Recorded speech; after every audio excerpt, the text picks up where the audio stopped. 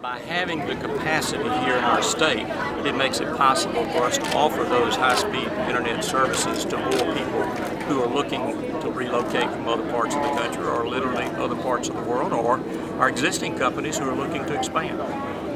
How much of a lure is it when you're able to go out there and you're looking for economic expansion for you to say, hey, we've got not only this Google data center, but now we've got the ultra high-speed fiber? It is a very important element, and increasingly as I talk to economic development prospects, they cite the availability of high-speed internet in this metro Atlanta region as one of the primary causes for them to come.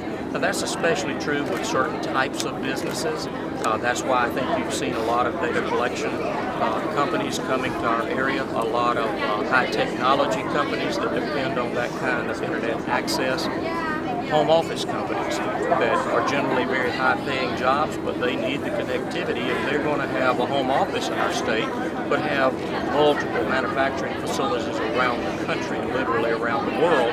They need to be able to have that connectivity. So it gives us the availability to be an international city, even more so than we have been in the past.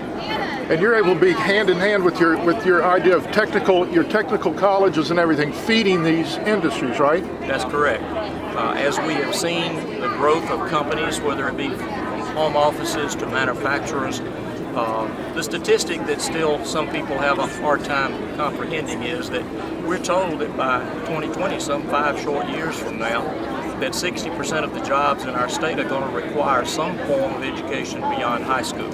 So from an educational standpoint, that's why the things that my administration has concentrated on, first of all, to try to make sure we have as many high school graduates as possible to deal with those chronically failing schools, which I think the voters of this state will affirm that action in next year's election cycle, but also to continue to make available in our technical college and in our college and university system the degrees that are necessary to fill these jobs. That's why what we call the high-sounding phrase of the governor's high-demand career initiative, what that really means is that these are areas that we have identified that jobs currently exist and where we expect even more jobs to come, and we don't have enough qualified people at this point in time to fill those jobs. So our technical colleges are an important part of filling that void. As you may know, over the last 3 years, we've now created 11 separate areas that fit that definition. Jobs available, not enough trained people to fill those jobs.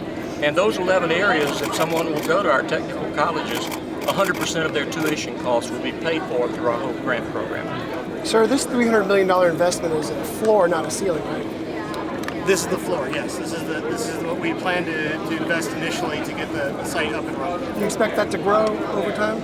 There aren't plans at this time. They're solid, but this is just, we're just happy to be able to actually break ground on it and get started and build from there.